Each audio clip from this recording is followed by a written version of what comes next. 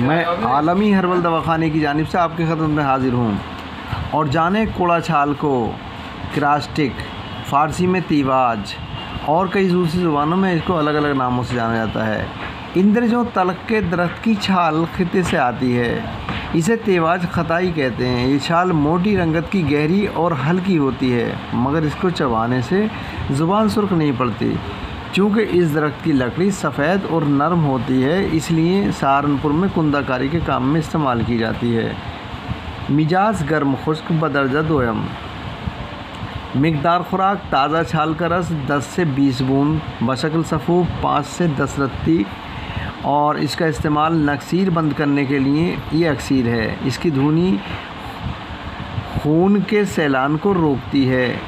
इसका सयाल रूप मर्ज़ पेचिश के लिए उम्दा दवा ख्याल की जाती है। ताज़ा कुड़ा छाल के रस को 10 से 20 बूंद देने से खूनी दस्त और पुराने आँव आने बंद हो जाया करते हैं। इसका सफ़ूफ 5 से 10 रत्ती तक दिन में 2-3 बार आदमी को पानी या शहद के साथ पिलाया जाता है।